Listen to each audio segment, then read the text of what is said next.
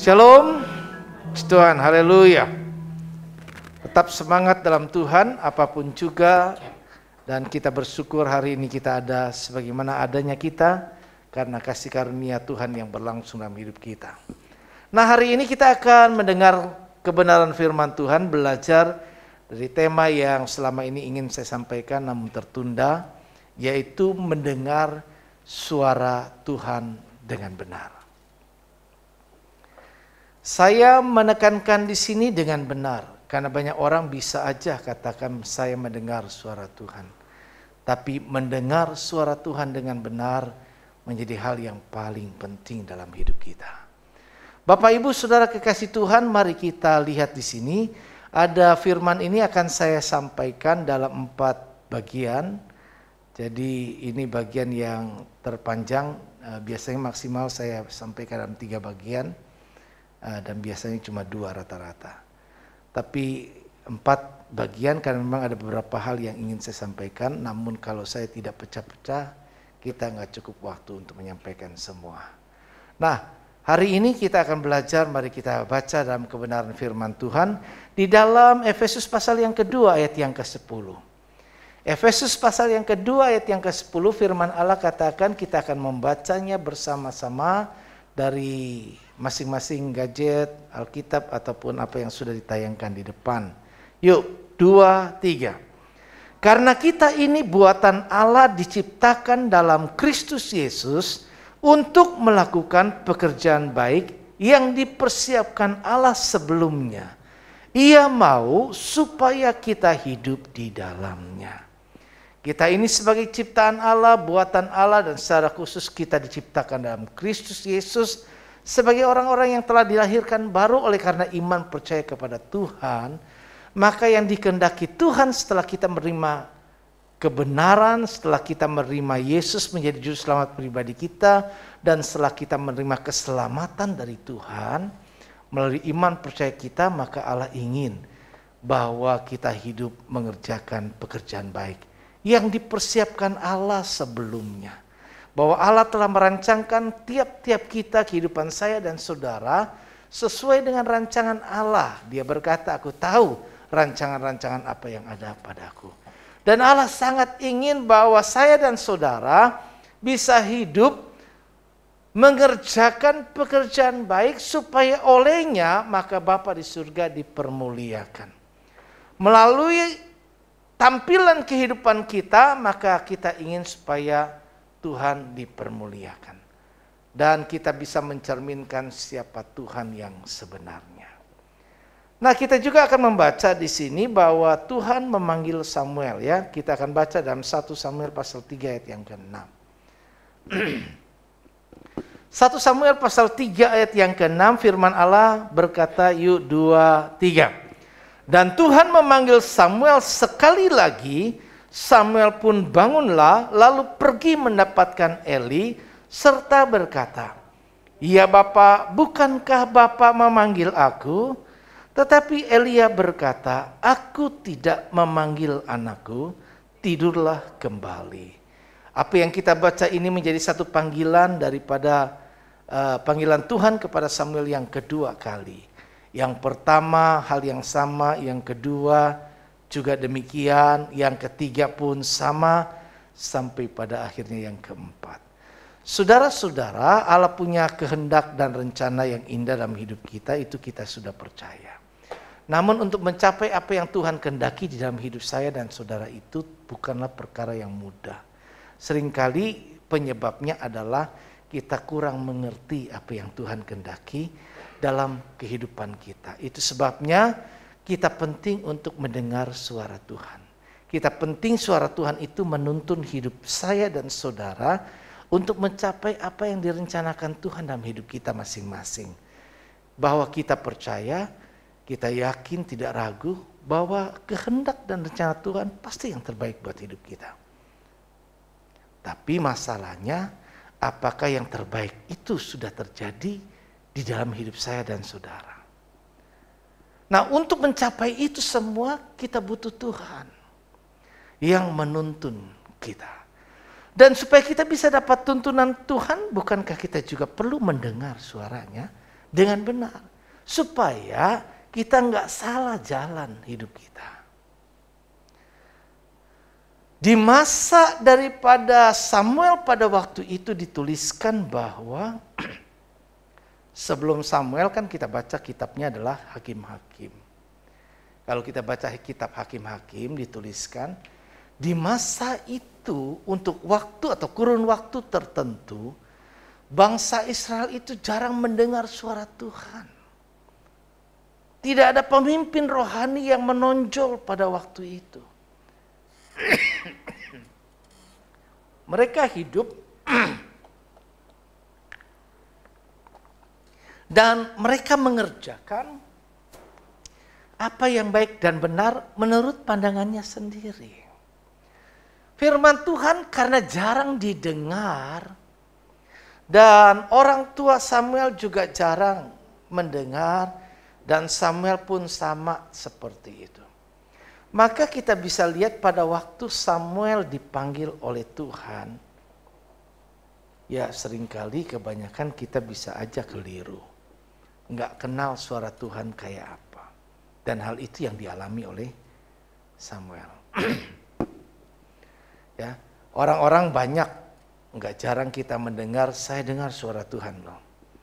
Hamba-hamba Tuhan, apalagi yang sudah senior, lebih-lebih berani berkata, saya dengar suara Tuhan berkata, begini, begini, begini. Ya kita tidak berdiri dan tidak diberi hak wewenang untuk menghakimi. Tetapi hanya Tuhan yang mengerti persis. Saya ingat banget, pada waktu itu ada nabi. Nabi yang dimana Tuhan berbicara, yang namanya nabi, Tuhan bicara kepadanya. Tapi ada nabi yang tidak disuruh, mengaku nabi tapi sebenarnya bukan. Nah, pada waktu satu ketika nabi ini dalam perjalanan balik, kemudian nabi yang sebenarnya tidak disuruh Tuhan ini, yang mengaku nabi maksud saya tanda petik, berkata kepada nabi yang asli ini, bahwa Tuhan berbicara bahwa kamu harus begini, begini, begini. Dan karena dia pikir itu adalah bahwa Tuhan yang berbicara, dia kepengen mendengar dan tentunya dia kepengen mengikutinya. Maka dia ikuti. Nah, yang jadi pertanyaan di sini adalah ternyata dalam pandangan Tuhan, ya, saya berpikir kan nggak salah ya, dia dikasih tahu seperti itu. Tapi masalahnya ternyata bukan cuma yang menyampaikan apa yang tidak disampaikan oleh Tuhan itu yang dihukum, tetapi yang juga mengikuti apa yang tidak disampaikan oleh Tuhan ini. Karena mendengar dari orang yang mengaku dari Tuhan tadi, itu juga tetap dihukum. Jadi keduanya dihukum. Wah, kalau kayak begitu, ternyata bagi Tuhan itu kita benar-benar harus mengenal Tuhan dengan benar. Ngerti dengar. Nah ini yang jadi penyebabnya. Kenapa kita penting untuk mendengar dengan benar? Karena ada agenda Tuhan yang seharusnya kita jalani, kita kerjakan, tapi banyak orang tidak mengerjakannya, ya. Tapi dengan kita bisa mendengar dengan benar, maka kita akan dimampukan untuk mengerjakan apa yang Tuhan mau sesuai dengan tuntunannya dalam kehidupan kita. Nah, masalah banyak orang adalah tidak sungguh-sungguh, tadi saya sudah bilang ya. Bisa enggak sungguh-sungguh mendengar suara Tuhan dengan benar, sekalipun tidak sedikit yang percaya dan berkata bahwa dia mendengar. Nah sekarang kita coba mengerti apa sih hambatan orang, kenapa banyak orang katanya mendengar tapi sebenarnya belum tentu itu dari Tuhan. Gimana sih supaya kita benar-benar bisa mendengar suara Tuhan dengan benar? Itu nanti ada bagian-bagian yang akan kita coba sampaikan di bagian berikutnya. Tapi hari ini menjadi sebuah pertanyaan yang kita jawab adalah apa yang menjadi hambatan orang gak bisa mendengar suara Tuhan dengan benar.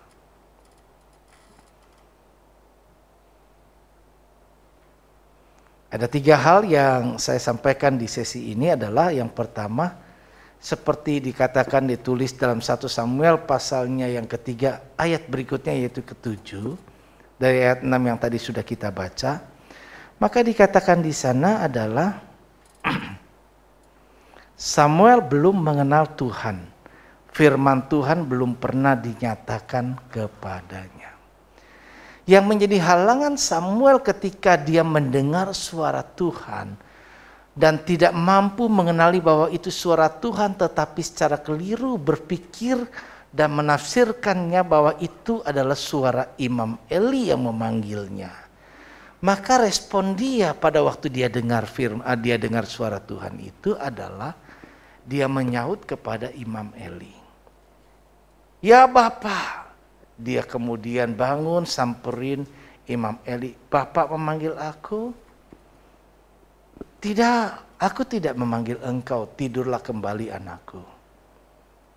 Hal yang sama terulang kembali ketika Tuhan secara audible berkata, Samuel, Samuel. Tapi dia salah mengenali bahwa itu suara Bapak Imam Eli. Bukan suara Tuhan. Sehingga responnya juga kembali lagi. Dia datang kepada Imam Eli. Bukankah Bapak memanggil aku? Imam Eli pun berkata, tidak anakku. Aku tidak memanggil engkau. Tidurlah kembali. Hal yang sama berulang kali terjadi sampai ketiga. Coba lihat bahwa Imam Eli, imam loh, imam. Yang sudah tiap-tiap kali berhubungan dengan Allah, mewakili umat. Tapi ketika Samuel sampaikan itu bertanya kepada Imam Eli yang pertama, Imam Eli masih belum menyadari kalau itu Tuhan yang sedang berbicara kepada Samuel.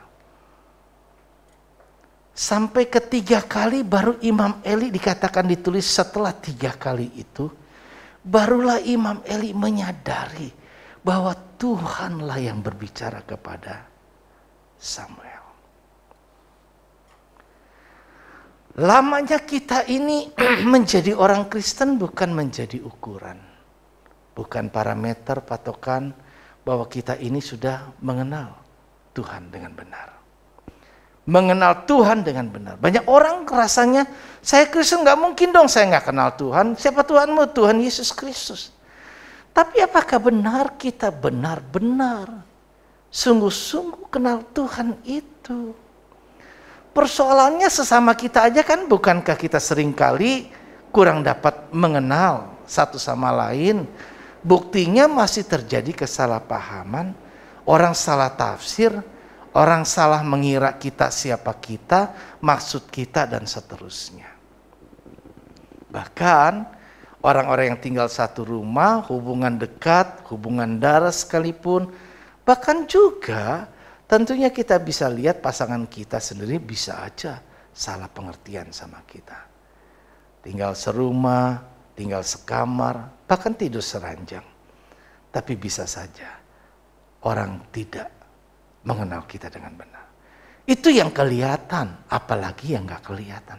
Jadi hal ini bukanlah hal yang mudah. Tapi ini menjadi penyebab halangan kita untuk bisa mendengar suara Tuhan dengan benar. Karena kita belum kenal Tuhan. Tapi kalau kita terbiasa bergaul dengan Tuhan, akrab dengan Tuhan, kita pasti mengenali suaranya. Kita tahu dia. Dan kita tidak akan mungkin salah pengertian lagi. Kenapa? Karena kita tahu biasanya kita sudah biasa bergaul.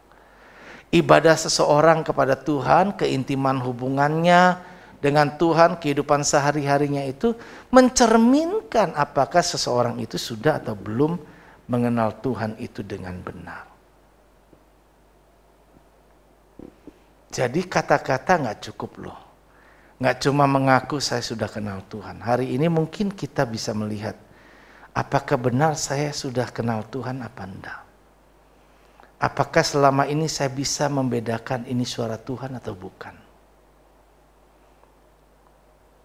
Apakah kita juga bisa mendengar suara Tuhan itu? Di zaman sekarang lebih sulit dibanding dulu. Waktu awal-awal pertama sejarah kehidupan manusia, kita bisa lihat Allah berbicara kepada manusia. Enak Dan kemudian kita sendiri kan pasti sebagai orang yang sangat mengasihi Tuhan, percaya sama Tuhan, kan ada satu keinginan. Tuhan, saya pengen banget kalau saya ngerti Tuhan maunya kayak apa, pasti saya ikuti. Niat yang baik, tapi seringkali kita nggak mengenalinya.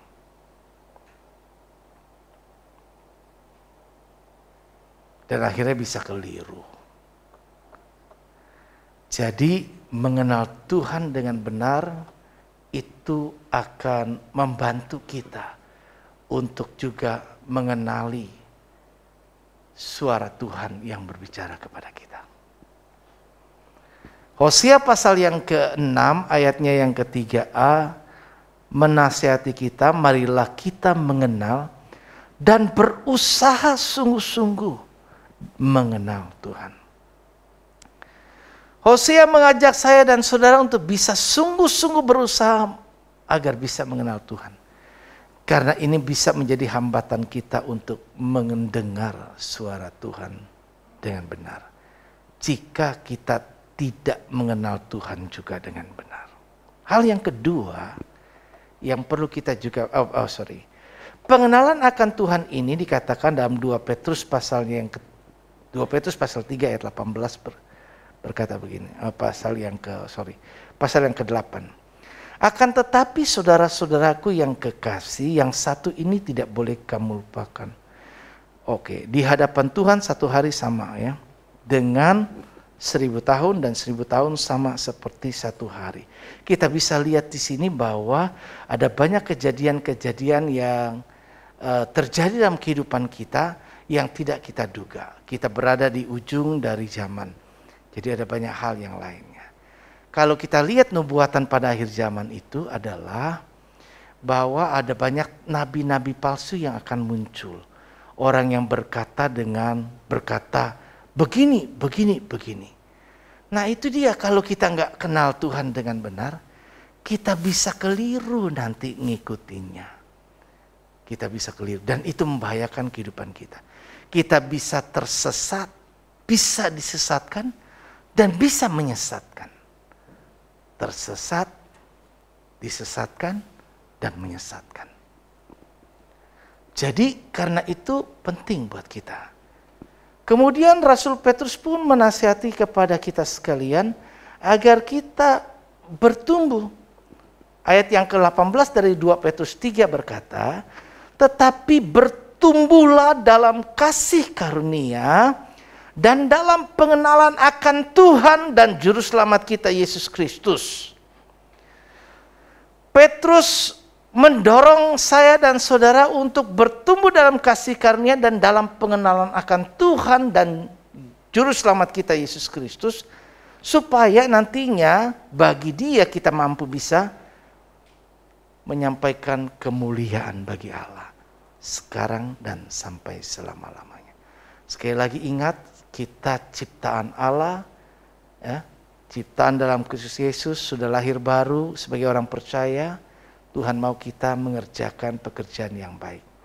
Tapi pekerjaan baik itu seringkali yang kayak apa yang Tuhan kehendaki akan sulit buat kita kalau kita tidak mendengar suara Tuhan dengan benar. Dan itu disebabkan bisa terjadi karena salah satu di antaranya belum mengenal Tuhan dengan benar. Karena itu mari kita bertumbuh dalam pengenalan akan Tuhan, terus belajar firman Allah, ya, terus dengan segala kerendahan hati, supaya dengan begitu iman kita bertumbuh, pengenalan kita akan Tuhan lebih baik lagi. Tapi orang-orang yang nggak mau belajar, orang-orang yang merasa sudah tahu, nah ini bahaya.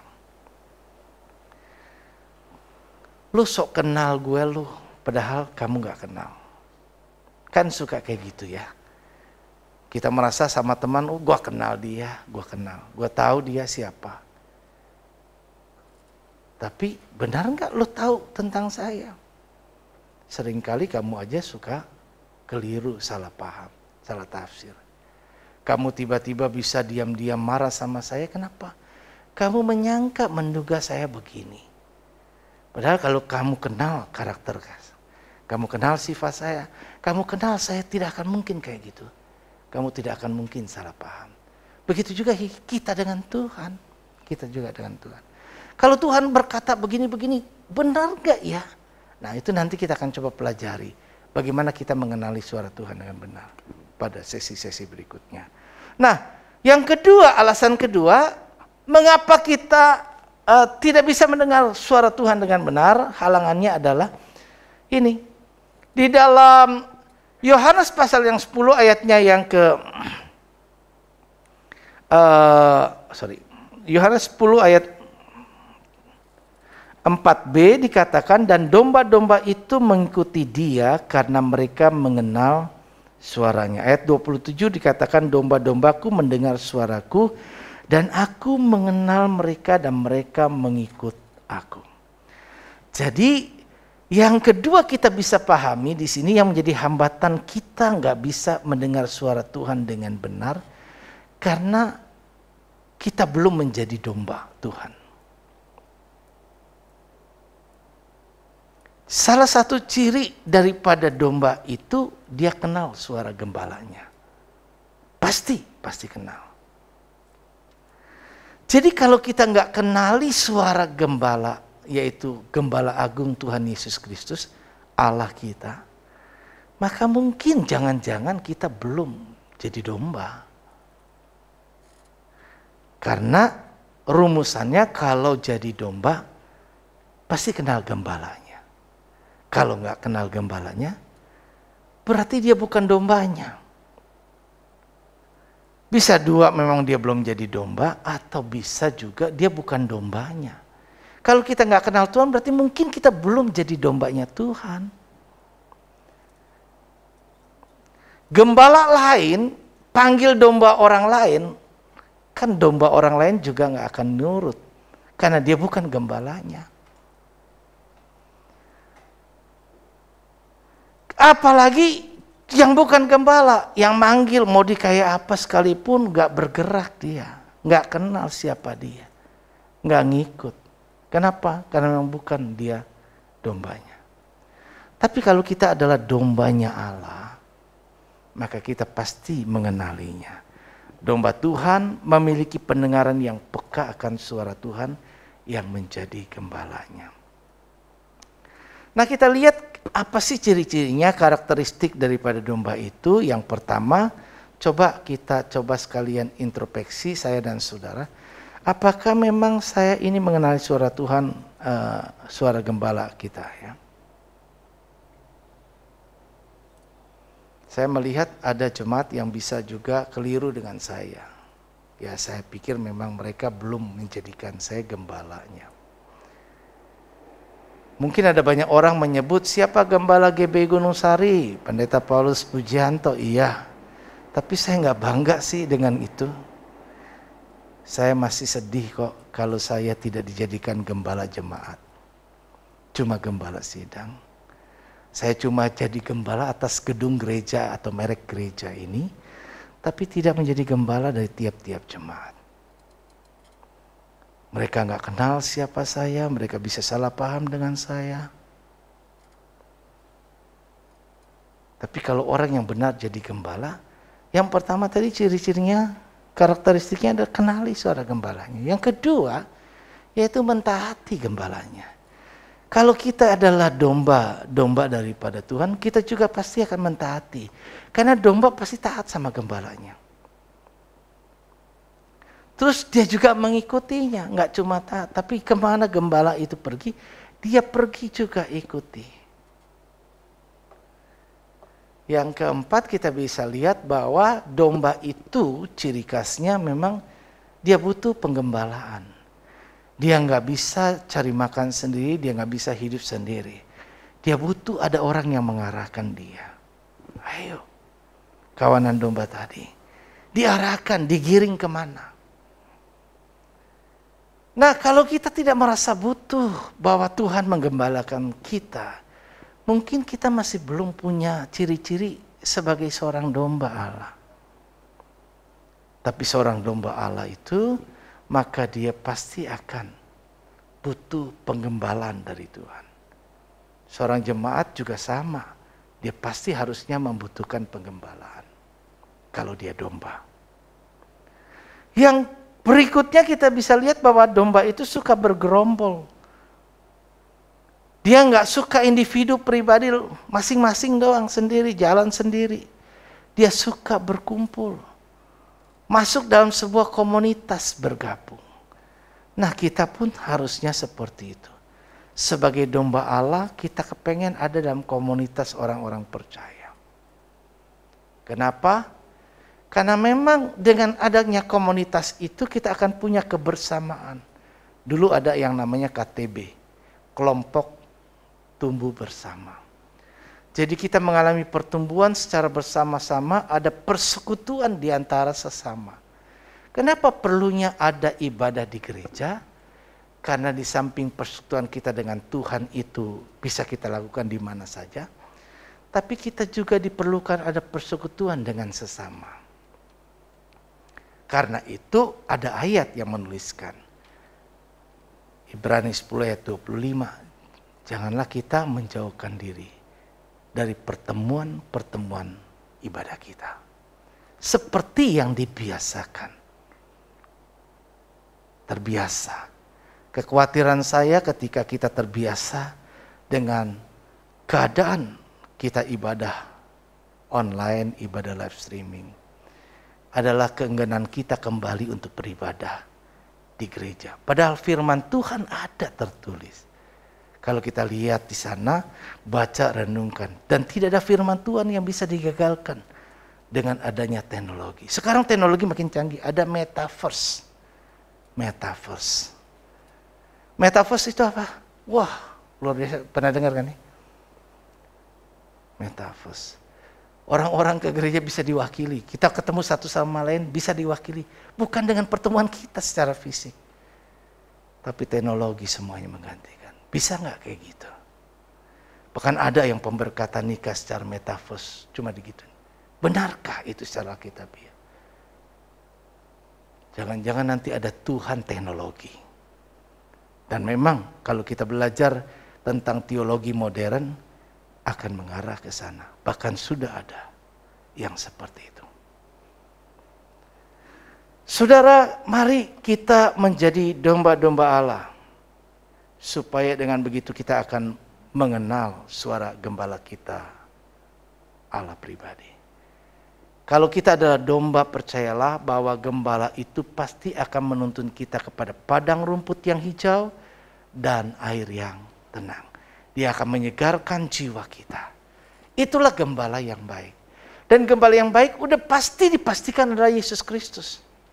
Dia bukan gembala upahan. Gembala upahan tentu tidak akan berusaha mempertaruhkan nyawanya demi domba-dombanya. Kalau dia diterkam oleh musuh yang lain, oleh binatang yang lain, dia tidak akan berani mempertaruhkan nyawanya untuk melindungi domba-dombanya. Tetapi kalau dia adalah gembala asli, bukan gembala upahan, yang punya domba-dombanya, demikianlah Allah, maka dia pertaruhkan nyawanya demi kita. Nah, kalau demikian, maka kita percaya kalau kita domba, hidup kita tetap ada dalam pemeliharaan Tuhan. Ada dalam perlindungan Tuhan, penjagaan Tuhan, dan kepedulian Tuhan sangat tinggi atas kita. Dia kenal kita, kita pun kenal dia. Dengan begitu kita akan selalu mendengar suara Tuhan dengan benar. Yang terakhir adalah bagaimana kita bisa lihat di sini. Yang menyebabkan atau halangan kita tidak bisa mendengar suara Tuhan dengan benar adalah sudah mati. Ketika kita sudah mati rasa atau kebal rohaninya. Markus 4 ayat 12a berkata, supaya sekalipun melihat, mereka tidak menanggap. Sekalipun mendengar, mereka tidak mengerti. Fungsi dari masing-masing kita sudah rusak. Kita punya mata, tapi penglihatan kita ini rusak fungsinya. Kita punya telinga, tapi fungsi telinganya kita juga rusak. Kita punya hati, tapi hati kita juga sudah rusak fungsinya. Harusnya berfungsi dengan baik. Berarti ada penyakit. Kalau ada bagian organ tubuh kita yang tidak berfungsi dengan baik, berarti ada gangguan di dalamnya. Saraf-saraf kita terganggu. Kenapa bisa terganggu? Nah, kita bisa periksa. Apakah saraf-saraf kita tidak lagi merespon dengan peka, dengan baik, sensitif? Apakah kita kemudian jadi baal, kebal, tidak berasa, kulit tebal? Kan ada orang berkata dia mukanya tebal, nggak tahu malu, begitu ya? Muka tebal nggak tahu malu. Ya. Ada orang yang enggak, wah baper banget, di ngomongin aja dikit, udah perasaannya luar biasa. Kan? Nah, untuk hal yang positif, perasa yang luar biasa sama Tuhan itu bagus. Ibadah, ngerasain hadirat Allah, itu bagus. Tapi kalau yang namanya negatif itu selalu terbalik. Tuhan berbicara dalam hati dia, sebenarnya Tuhan selalu berusaha bicara sama kita. Tuhan berusaha menuntun kita. Tapi seringkali kita menangkis suara-suara itu. Dan kita biarkan suara itu tidak kita lagi dengar. Lama-lama kan baal. Lama-lama baal. Orang yang baal kita nggak bisa ngerasain apa-apa. Dengar khotbah, khotbahnya nggak ngerubah hidupnya. Dengar firman Tuhan cuma jadi yang namanya tadi logos. Cuma pengetahuan, nggak jadi rema. Darah daging kita masuk, kita kerjakan, kita hidupi, hidup kita berubah. Enggak begitu. Hati-hati kalau hidup kita tidak pernah mengalami perubahan-perubahan apapun, sekalipun pengetahuan Alkitab kita begitu luar biasa. Ada orang salah paham, wah kamu sekolah, wah saudara saya juga salah paham dengan saya. Kamu kan udah sekolah pendeta. Saya bukan sekolah pendeta, saya sekolah teologi. Sekolah teologi nggak berarti dia jadi pendeta.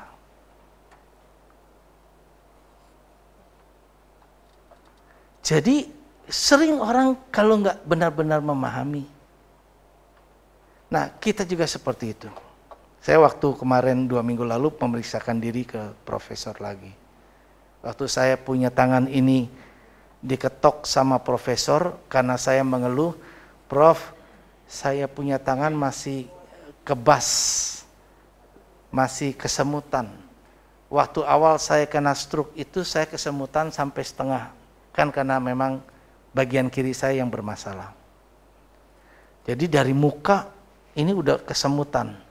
Tapi puji Tuhan ada progres, semuanya sudah hilang. Saya bisa merasakan kembali. Cuma persoalan saya di ujung tangan ini. Jadi diperiksa sama profnya, kemudian dia biasa punya palu yang tumpul itu kan ya, palu karet itu diketok. Jadi saya diketok pada waktu itu dan ditanya ada setrum enggak ke jari-jari waktu diketok. Artinya saya ngerasain enggak diketok itu ke jari-jari. Pada waktu yang lalu, 2 minggu lalu itu ketika saya periksakan diri, enggak ngerasain apa-apa. Kamu rasain enggak? Berulang kali dia ketok enggak ngerasain. Apa saya nggak ngerti, diperjelas lagi sama suster bantuin. Ini loh jari-jarinya kayak gini, waktu diketok itu kamu ada berasa kayak apa gitu kan ya, sarafnya. Enggak, saya nggak ngerasain apa-apa. Berarti kondisi saya bukan membaik, tapi lebih memburuk. Sampai akhirnya diputuskan saya itu makan obat dosisnya diperbanyak. Dari 1 kali sehari menjadi 2 kali sehari. Dan biasanya saya diminta cuma sebulan sekali kontrol, kemudian 2 minggu lagi suruh kontrol. Saya senang ketika kemarin bahwa diberitahukan oleh klinik appointment itu bahwa jadwal saya di reschedule 1 minggu lagi. Saya pikir saya harus baru 2 minggu ke dokter, sering ke dokter, ya nggak enak juga. Saya berlawanan usaha untuk pengen lepas obat, tapi malah obatnya diperbanyak buat saya. Artinya dosisnya kayak gitu. Kenapa? Baal. Menurut profesor. Tapi puji Tuhan waktu saya ketuk sekarang di sini, saya ngerasain. Setelah saya ngikutin taat saya makan obatnya. Dulu saya nggak makan atau 2 hari sekali karena pengen berusaha lepas. Saudara, kalau Tuhan suruh apa, kita ngikutin. Kalau pikiran seperti saya pakai akal sendiri, bisa tambah rusak. Rusak saya sengsara, saya menderita. Ketika saya nggak makan obat, saya nggak bisa tidur. Tapi ketika saya ngikutin semuanya, hidup saya enak. Saya bisa tidur pulas dan seterusnya. Jadi begitu juga sama kita. Kalau kita nggak mulai ngakal pakai akal kita, nggak respon Tuhan. Hati-hati. Jangan sampai kita baal. Orang yang nggak berasa apa-apa nanti rohaninya suam-suam kuku seperti nubuatan jemaat Laodikia di akhir zaman. Nggak ngerasain, nggak panas, nggak dingin. Baal. Dan itu nanti dimuntahkan sama Tuhan. Hati-hati. Kalau kita nggak ngerasain apa-apa, hati-hati. Ini bahaya. Dan itu tentu tidak nyaman buat hidup kita. Karena itu yuk mari kita belajar terus melatih. Orang yang sudah mati rasa baal rohaninya, tidak dapat merasakan dan menikmati hadirat Tuhan. Berada 1-2 jam, itu rasanya jadi neraka. Tapi orang yang bisa menikmati, nggak akan pernah berasa. Orang yang nggak menikmati, konsentrasinya kejam. Udah jam berapa? Karena baginya cuma memenuhi persyaratan ibadah. Mulai dan mengakhirinya. Tapi orang yang menikmati, dia nggak pernah berpikir ke situ. Kenapa? Tenggelam dalam kenikmatan hadirat. Dan saya tahu itu bedanya. Bayangkan kalau kita tidur pules, rasanya 1 jam, kayaknya belum lama saya. Saya suka terbangun untuk pipis. Rasanya saya waktu tidur lagi baru aja. Tapi kemudian saya bangun lagi. Saya pikir kayaknya masih baru berapa menit. Tapi waktu saya lihat jam, terakhir saya bangun jam 2, jam 4 ternyata sudah 2 jam. Kenapa? Nggak berasa 2 jam kemudian, karena saya tertidur lelap. Menikmati tidur kualitasnya. Begitupun kita seharusnya sama Tuhan. Kita akan semakin peka, kita akan semakin menikmati hadirat Allah. Kita akan suka, kenapa? Karena memang kita merasakan nikmat itu. Maka tadi dikatakan di Petrus tadi kan, bahwa mari kita bertumbuh dalam kasih karunia. Kasih karunia menikmati. Banyak orang punya segalanya, ada waktu bersama, ibadah bersama, dengar firman Tuhan bersama.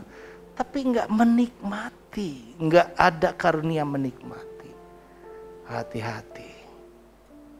Kalau kita punya menikmati apapun rasanya, sekalipun makanan kita sederhana, tapi kita bisa menikmati rasa hidup itu bahagia. Tapi kalau kita makan dengan pesta yang luar biasa, makanan raja, gak punya karunia menikmati, semua tidak dapat terasa baik. Yang ada keluh kesah hidup, gak enak gini, gak enak begitu. Padahal Tuhan berusaha kasih yang terbaik. Hati-hati. Karena ini akhir zaman. Akhir zaman. Kalau kita masih bisa merinding, kalau kita masih tersinggung. Saya masih ingat banget waktu saya pernah hadiri KKR. Waktu masa di Yusuf Roni awal-awal. Dia pernah berkata yang gak pernah saya lupa. Kalau engkau masih tersinggung berarti masih ada Roh Kudus. Puji Tuhan, berarti Roh Kudus berbicara Anda kena. Tapi kalau udah firman Tuhan gak kena apa-apa buat kita. Hati-hati Baal nanti. Jangan sampai. Mari kita belajar mau diajar. Jangan mendukakan Roh Kudus. Saya pernah bagi di dalam renungan. Ada tahapan-tahapan yang membuat kita mendukakan Roh Kudus. Roh Kudus selalu berbicara, kepengen bicara sama kita. Tapi seringkali kita matikan suara Roh Kudus itu. Jangan mendukakan, latih roh kita agar semakin peka. Manusia terdiri dari tubuh, jiwa, dan roh. Tubuh kita, oke. Jiwa kita terdiri dari banyak, ada 3. Ada pikiran kita, ada kehendak kita. Roh kita, ada 1 lagi. Ada roh kita juga sama. Tapi kebanyakan orang, roh ini menjadi media. Kita akan bersekutu dengan Tuhan dan Allah berbicara dengan kita. Kebanyakan orang kalau rohnya mati, dia nggak bisa dengar. Bukan mati dalam pengertian mati jasmani. Rohaninya mati. Allah mau tinggal di dalam kita. Kita ini kan bait Allah katanya kan. Tapi kita nggak merasakan Allah hadir dalam hidup kita. Karena itu firman juga berkata, ya mari kita selidiki hati kita. Apakah Allah itu masih ada? Apakah Yesus Kristus masih ada tetap tinggal dalam kita? Yuk mari jadi Kristen yang semakin bertumbuh. Yang selalu peka ya. Peka. Sebab dengan menjalin hubungan yang intim, hangat dengan Tuhan, maka kita menjadi akrab dengan suaranya yang menguatkan kita.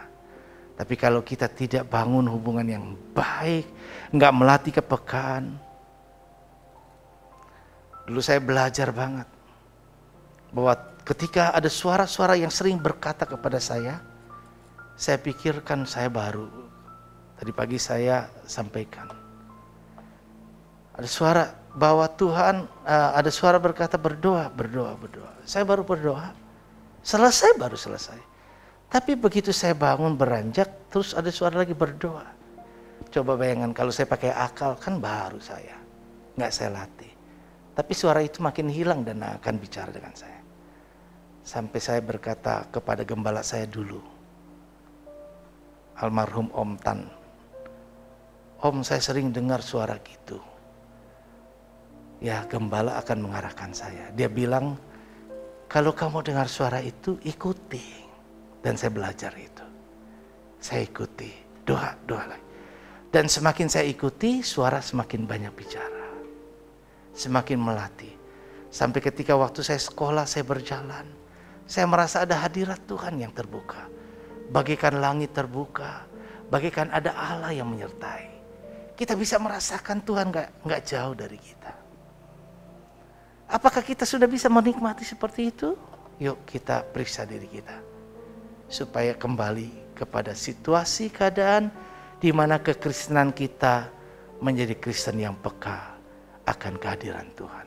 Sekali lagi, mendengar suara Tuhan itu penting karena ada agenda surga dalam hidup kita. Dia akan menuntun hidup kita. Tapi sering kita nggak cukup dapat menangkap, memahami, mengenali suara Tuhan dengan benar. Dan hambatan itu adalah 1, nggak kenal Tuhan dengan benar. 2, masih ingat? Belum jadi domba Allah. Yang 3, jangan-jangan kita sudah mati rasa. Amit-amit jangan sampai begitu ya. Jangan sampai. Karena kalau kayak gitu kita jadi suam-suam kuku. Kiranya Tuhan berkati. Amin. Mari kita bangkit.